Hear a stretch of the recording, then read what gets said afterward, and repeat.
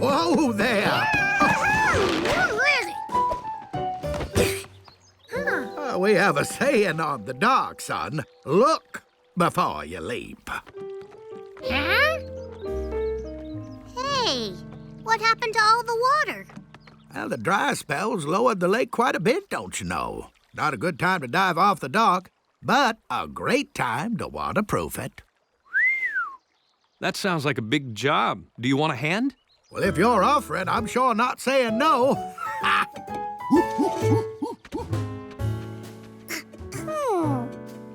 If the water was gone,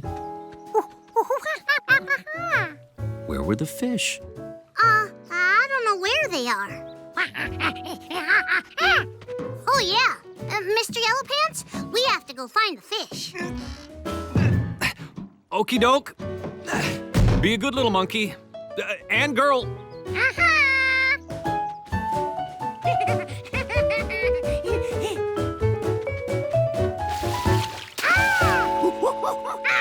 We found them. Hiya, fish. Huh?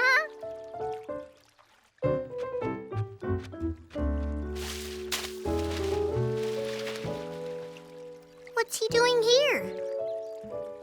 Look at that, George. He's so lonely. We have to save him. Oh, you're right. We should move him to the big lake so he can be with his family.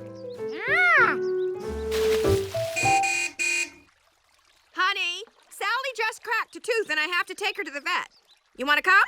Sorry, I'm in the middle of rescuing a fish. Oh, well, I don't think Sally can wait. All right. Well, I'll come back as soon as I can. Bye.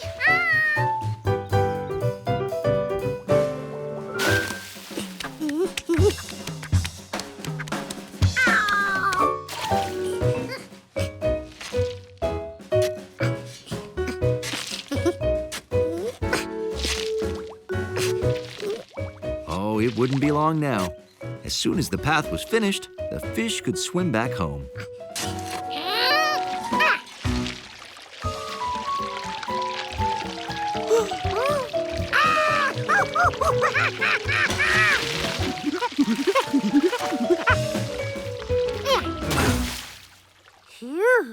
He did it. No more fish could get swept through. If George was willing to sit there for the rest of his life.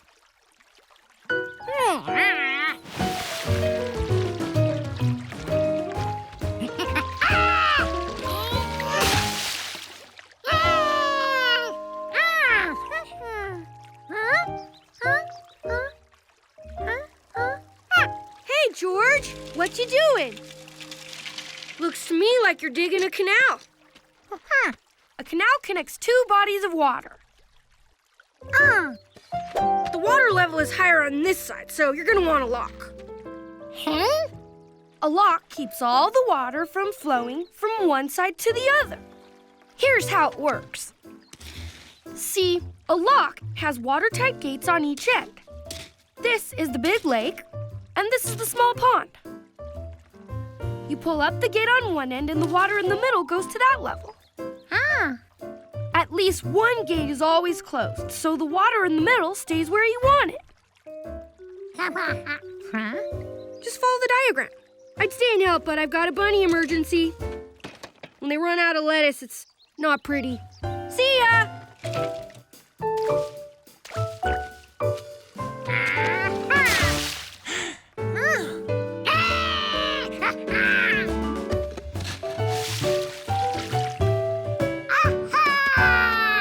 Well, what have we here? It looks like a fish canal. You are some smart monkey. I'm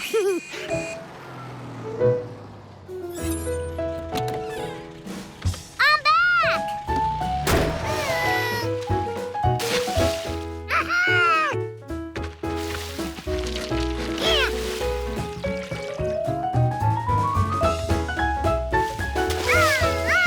Last one in is a rotten fish egg.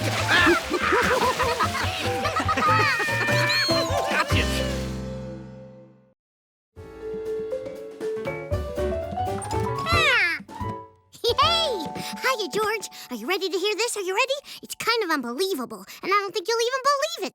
So are you ready? Okay.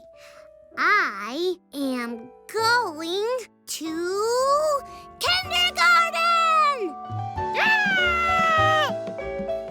Huh? Kindergarten is where you go when you're big, and you need to learn stuff like how to write your name and 8 plus 2. Ah! And I want you to come with me to get all of my school tools. So can you come? Can you come? It was a good thing George went shopping with Allie because she needed a monkey's eye.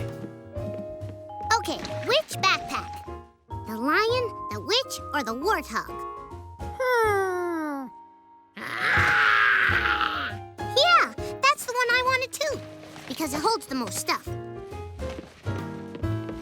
See, in kindergarten, you need exactly 3 rulers and a cowboy belt, and binoculars, and pipe cleaners. Wow, kindergarten sure sounded like fun. Where else would you need 3 rulers and a cowboy belt? Guess what? These are 2 for 1. Ooh. Would you like a backpack, George?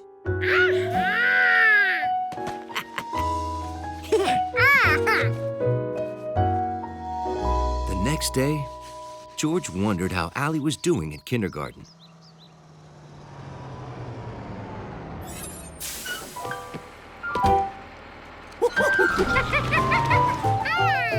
George! Kindergarten was great. And guess what?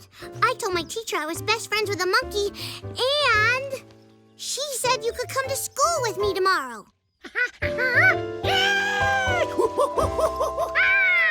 Yeah, you'll be our official guest monkey. That's right. So today, let's share some of our favorite movements. Allie, would you like to start? Oh, yes. My favorite movement is a forward, backbend, walkover, handstand. It's my favorite, except I can't actually do it. That was lovely. George, what kind of movements do you like to make?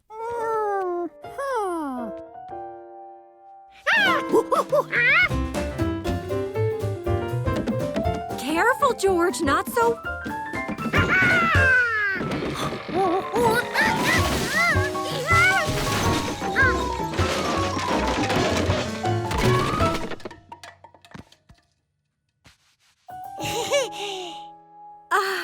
It's all right, George. I know it was an accident. We'll fix it later. Now, castles weren't just for kings and queens. Butlers, maids, cooks, and carpenters lived in them too. Lots of people lived in castles. I've always thought it would be fun to live in a castle, high on a hill overlooking the ocean. In fact, I would like each of you to draw a castle that you would like to live in.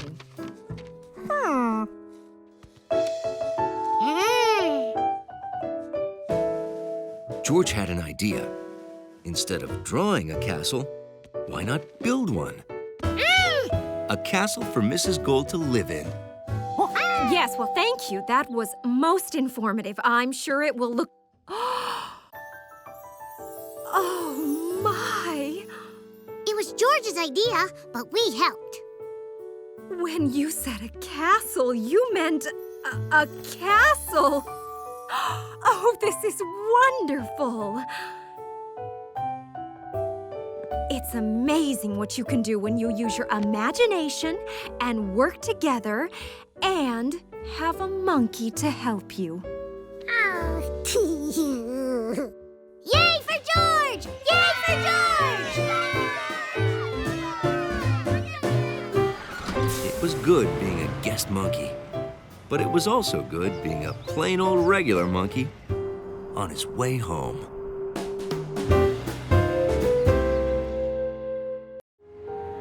George thought the best way to spend a relaxing afternoon was a visit with Professor Wiseman.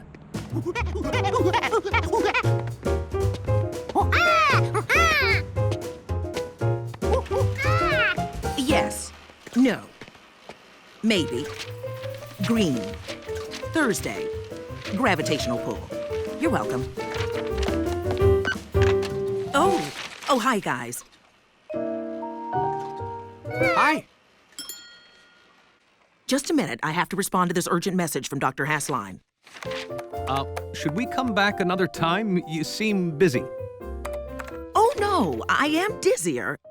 I mean busier than usual, but it's administrative duties. Office work. Answering questions, filing, copying.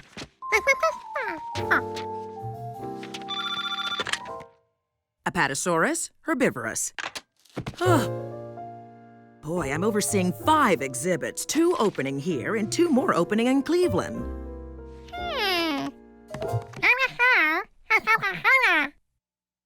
Oh, I mean 4 exhibits.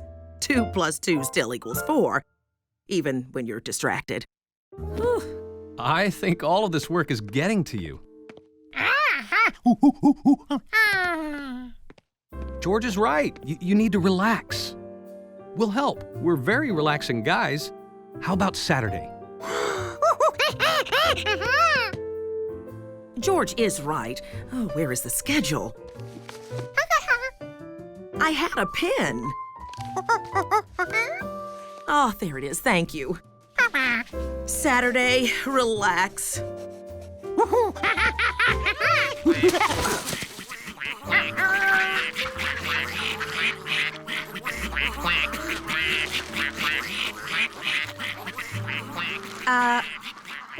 No problem, we're still feeding them, right? It's fun, huh? Right? Ducks! But your hat is waddling away.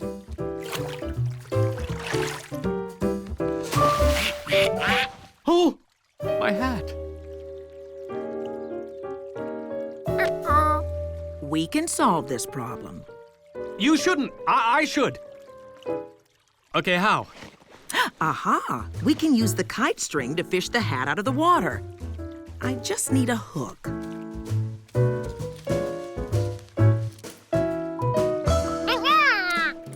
Perfect choice.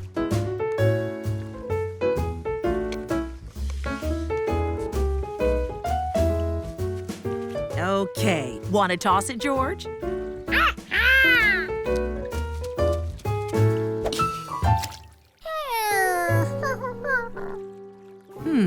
We need more weight.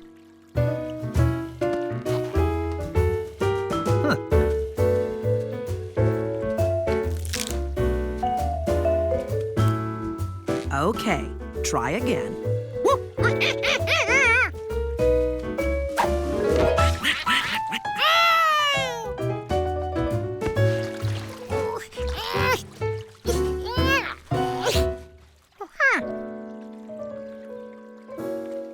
Aha! See that branch? We can use it to lift the hat. We can?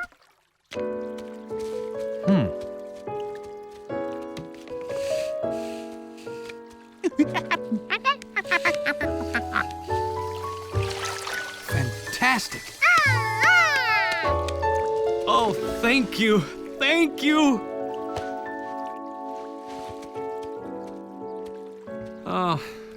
This wasn't what I planned. All you did was solve problems for us. Please accept my apology. Apology for what? I had a very relaxing day. Relaxing? Exactly. Hands-on problem solving. Not like work where I just answer questions and shuffle paper. Well, then, you're welcome.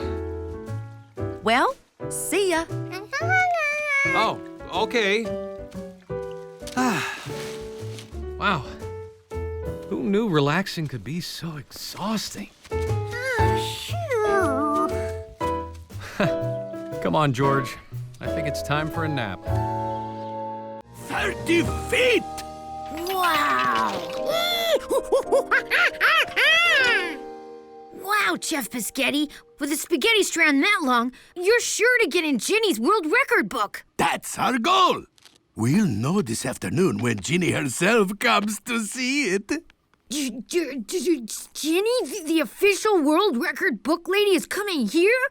Yes, and we need to go to Town Hall now to get back before Ginny comes. We're getting permission to enlarge this place, because once we break the record, business will come home!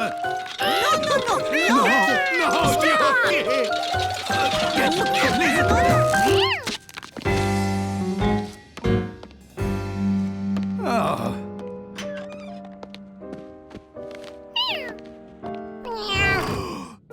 Pasta fagioli! It's gonna take hours to untangle this mess. We don't have hours. We are due down at the Town Hall now.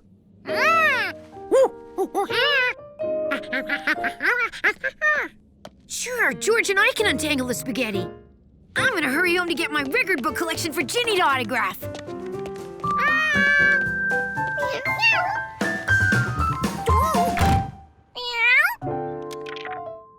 Hello, you have reached Biscetti's. Please leave a tasty message. Steve, are you there? Pick up. I have an important question to ask. George wasn't sure if he should pick up the phone. Pick up the phone! So George picked up the phone. Oh, Steve, thank goodness you answered. We need for you to check on something for us, eh? Yeah, please go outside and tell me how tall the building next to our building is.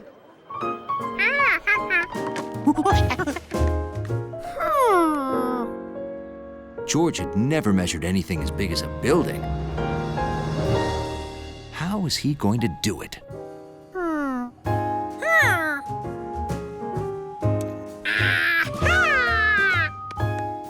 Since he knew he was 2 feet tall, maybe he could use himself as a measuring tool.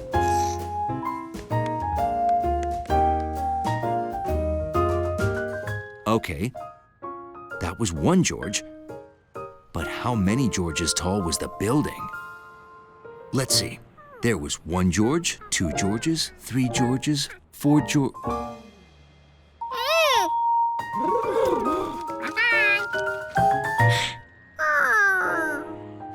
George lost count. If only he had something like that measuring tape. The tape measure was only 20 feet long, but the building was more than 20 feet tall. But how much more?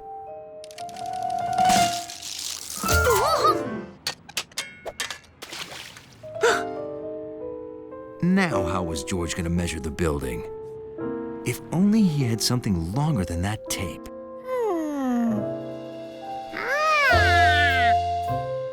Of course, George had a spaghetti strand 30 feet long. George could see that the spaghetti wasn't touching the ground, which meant it was a little bit shorter than the building. How could he measure the difference?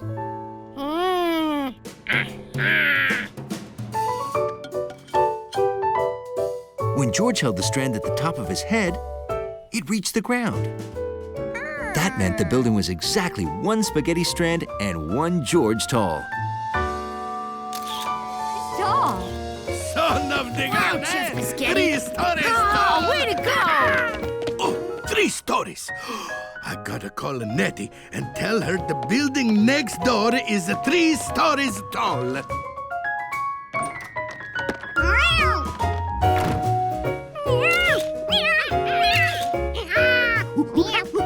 So Gnocchi finally got to play with the spaghetti. And Chef Biscotti broke a second record. World's longest cat toy.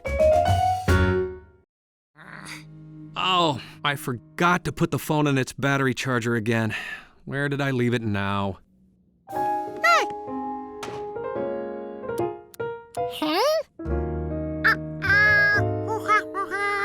Oh, the battery's not charged. We're due at the museum. We can call from there.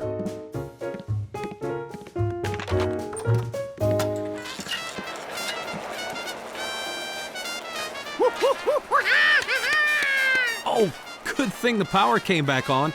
We almost forgot to turn everything off before we left.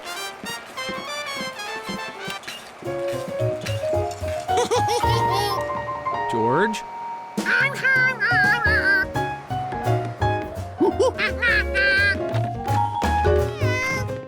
You just witnessed the first test of the solar panels I installed to power the museum.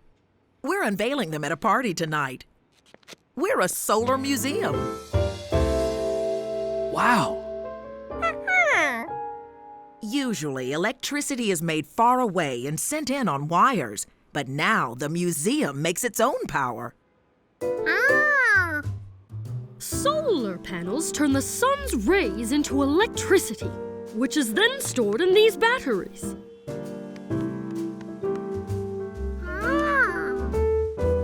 It's Dr. Levitt's birthday. During the party for the solar panels, I'd like to give her a surprise. Oh, I could make one of my famous birthday lasagnas. Precisely what I was thinking. These batteries are a lot like the ones in toys, flashlights, or cordless phones. And they get all their power from the sun. If I put it in the oven right now, it'll be ready in plenty of time.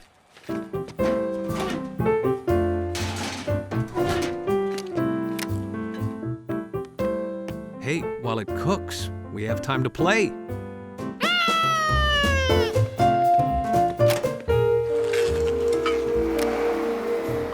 Another blackout.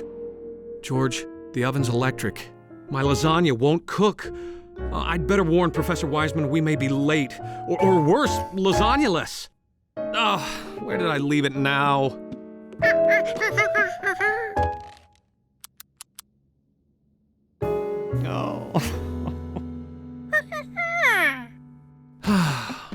There's no way on earth to cook without power.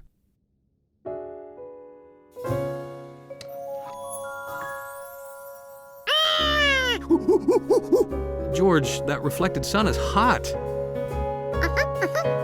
That reflected sun is hot. George, you may be a genius. A pizza box keeps pizza warm, so it'll hold the heat. A hole to let the sun in. Glue on some plastic wrap to keep the heat from getting out again. And shiny aluminum foil to direct the sun's heat into the box.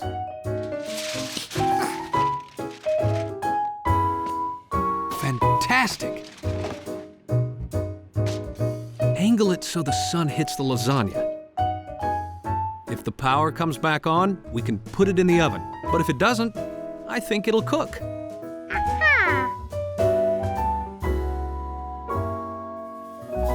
Hours later, guests arrived at the museum, which was the only building in the whole city with electricity.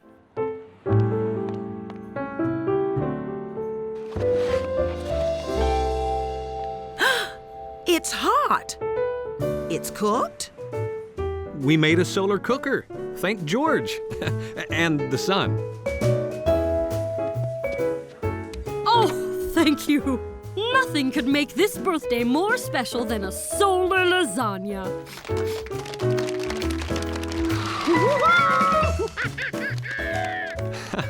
That was nice of you to teach him to drive the solar car.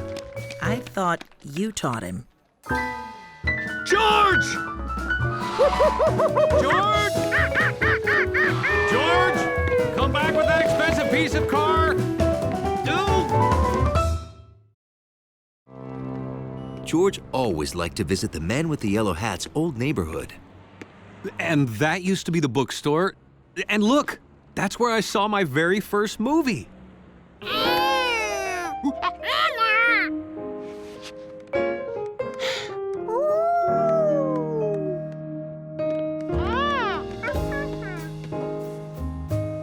Oh, this used to be a great old theater. Maybe someday someone will fix it up.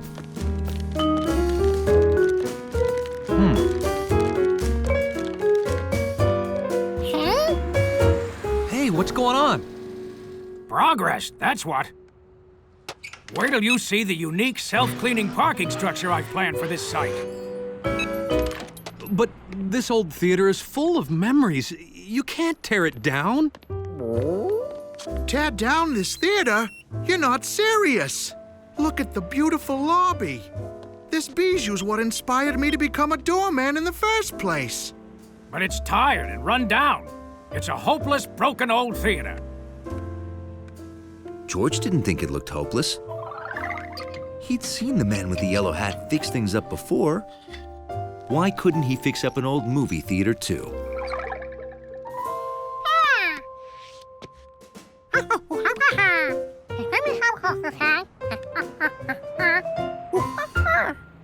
Repair the theater? Us?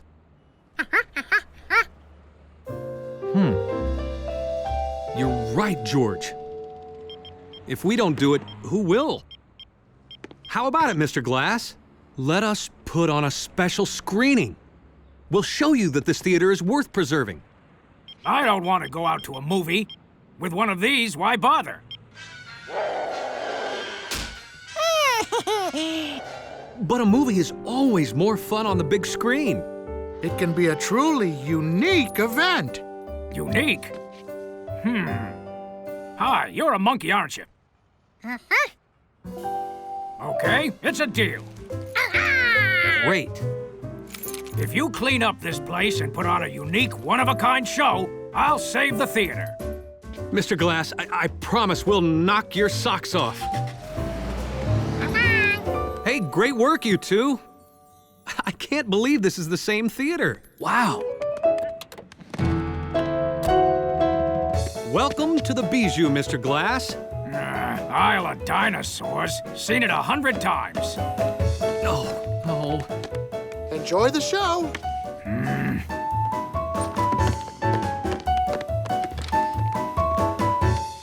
George will show you to your seat.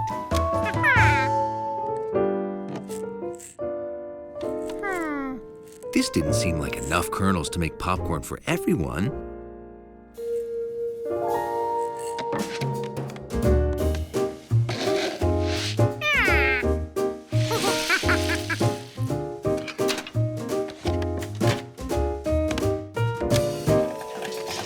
Hundley was afraid the popcorn would never stop. It was time to get help stopping this mess.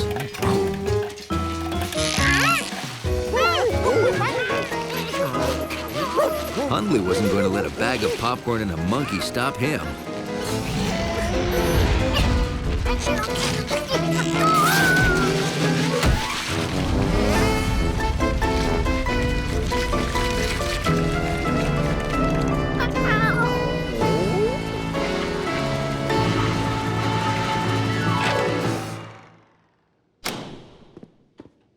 Mr. Glass, I'll be in the lobby if you'd like to talk.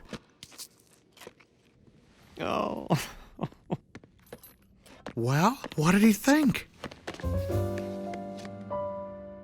Now that was unique. I've never sat through anything like it. You folks truly knocked my socks off.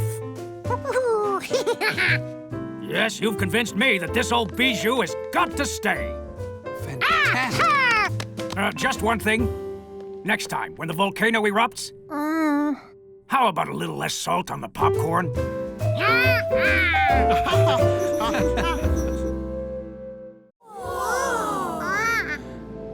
Welcome to the incredible edible Arboretum, a cornucopia of exotic comestibles.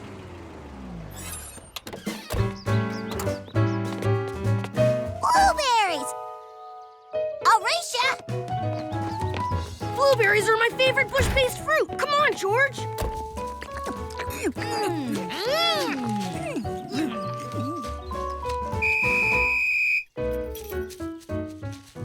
It looks like you all forgot the county sprout rules.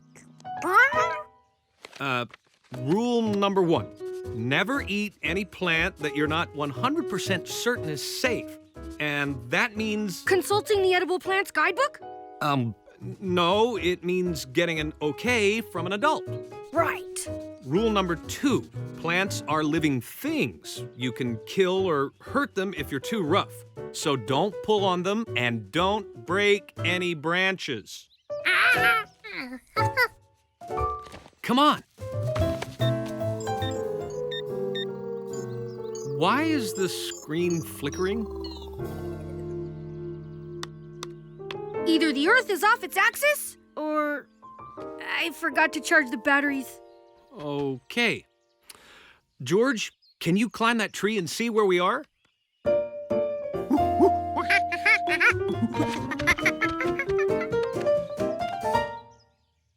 And Bill, where are you going?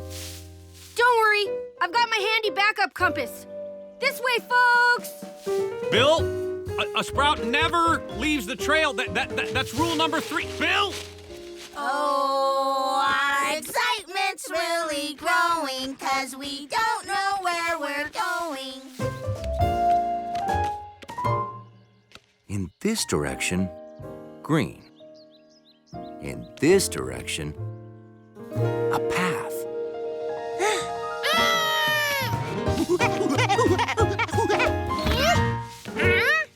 George couldn't believe what he was seeing. Someone was trying to break that branch. Somebody was not being a sprout.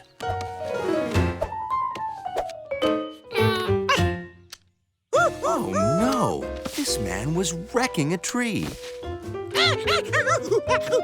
Whoa! Hey, are you a monkey? Cool. I always wanted a monkey, but my mother said no. George had to do something, and fast. This tree was in trouble.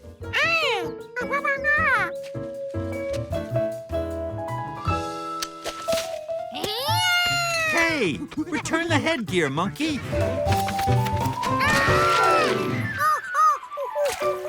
George didn't mean for the hat to get wet. Or the man. But George couldn't wait around. He had to check on that tree. George wished he could think of a way to get the branches back on the tree. He needed something sticky. Really sticky. Like mud. George! Thank goodness I found you. Oh, I'm sorry I left you in that tree.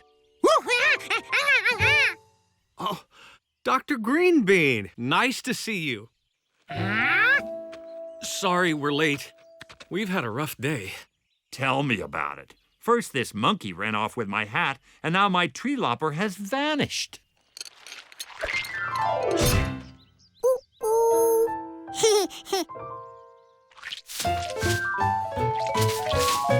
Hey, what's going on?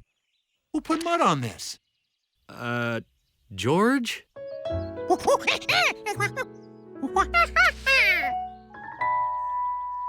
Ah, so Dr. Greenbean was cutting some branches, and you thought he was hurting the tree. Ah, you should have asked. Oh, wait, you're a monkey. Well, anyway, this is called pruning. You make a careful cut, and it doesn't hurt the tree at all.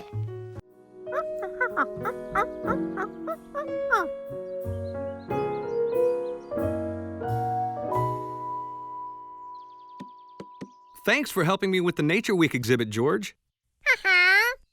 We'd like to see the tracks of all the animals that live around here. The swim mask? Oh, I'm gonna go jump in the lake to conduct the Nature Week fish survey. Bye. George wished his photos were more exciting, but there weren't many exciting animals around here. Hey, George! What you doing? Wow, I see you've got almost every local animal except that fawn I've seen in the hills. A fawn is a baby deer. Bet you don't see too many of them in the city, huh? A fawn was just the special, unusual animal George was looking for. Come on, I'll show you where to find it. George still hadn't seen the fawn or learned what its tracks looked like. These were the biggest tracks George had seen so far. Something extra large must have left them. They looked like big duck tracks. A big duck would make a terrific photo. Ooh, yeah!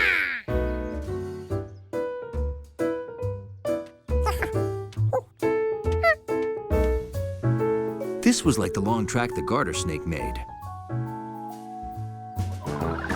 A giant duck with a snake's tail would make an even better picture.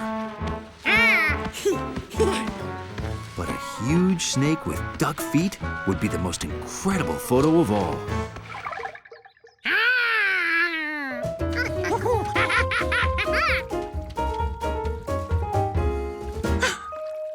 Maybe it swam back home.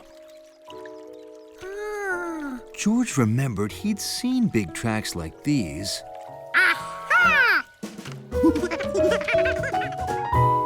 in a book. There they were, dinosaur tracks. A duck-billed dinosaur. And the tracks were headed towards Bill's house.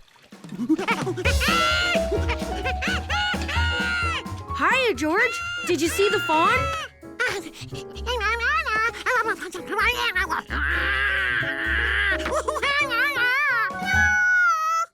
Yeah, I guess those do look like dinosaur tracks.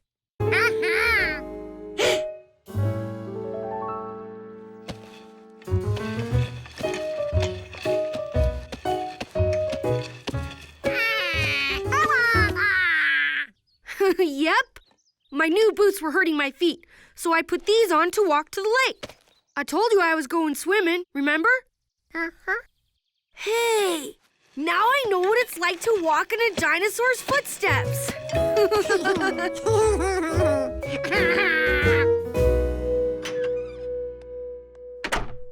With no hungry dinosaurs around, George still needed that special photo for Nature Week. It sounded like Jumpy was hungry again.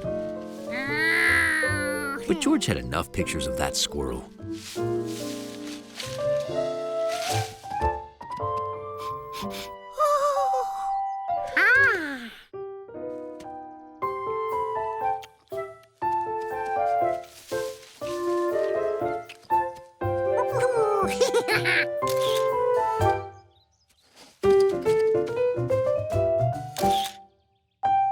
For such big animals, those deer left pretty small tracks.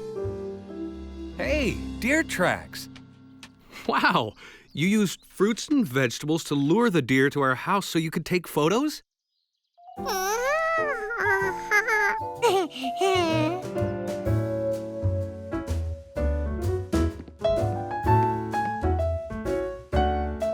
Look at these wonderful deer. Oh, how did you manage to capture such amazing photos, George?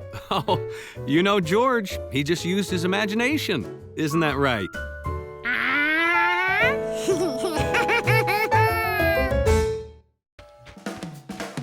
Hey, I got it! Mr. Sproutmaster? According to this, you're going the exact wrong... Wait, you're going the right way. Never mind, proceed.